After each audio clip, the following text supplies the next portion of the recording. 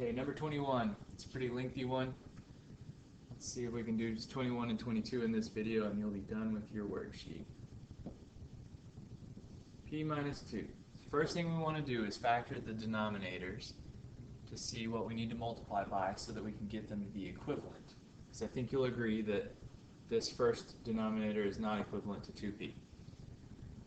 So, we take out greatest common factors if we can. 6, 39, and 18 are all divisible by 3. And then p squared, p to the third, and p, they have a p in common. We can factor that out. When we do, we're left with 2p squared minus 13p plus 6 minus 3 over 2p. So now we're looking for what do they have in common? What do we need to multiply by each of them? Well, they both have a p, so we don't have to multiply by p to either one of them. But everything else they don't have in common. So the two b's are what we're going to be multiplying our fractions by. So the first fraction needs to be multiplied by 2.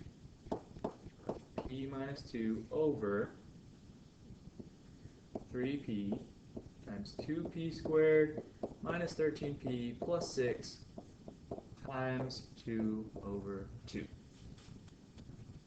And then the second fraction, 3 over 2p, has to be multiplied by 3 as well as 2p squared minus 13p plus 6.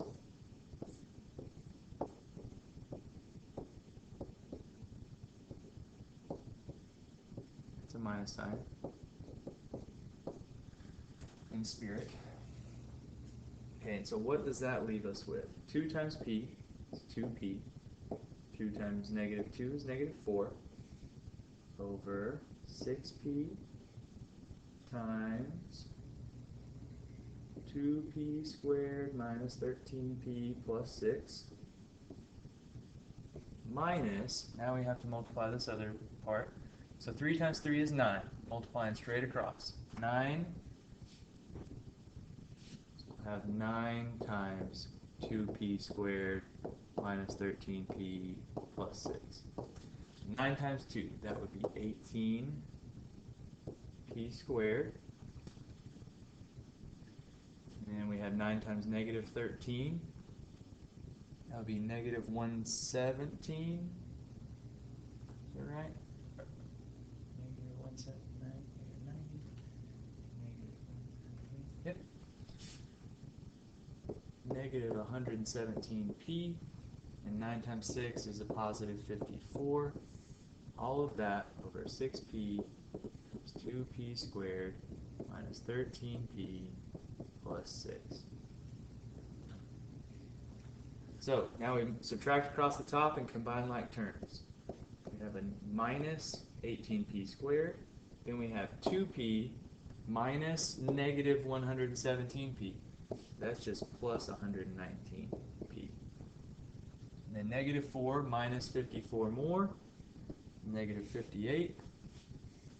All of that over 6p times 2p squared minus 13p plus 6. And that will be our final answer. How do we know? Well, if we wanted to be safe, we would factor the top and factor the bottom. But suffice it to say, that's as simple as it's going to get. Now, let's look at number 22. Factoring again the denominator of both of these. We'll get 2 times n minus 5. And the other one, what can we factor out? Looks like they're both divisible by 6 and an n squared, and that will leave us with n minus 5. Okay. So, the first fraction, what do we need to multiply it by?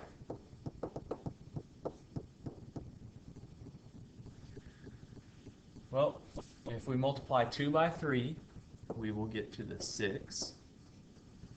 And then they both have an n minus 5 in common, but this one has an n squared. So we need to multiply by 3n squared. And then our denominators will be the same.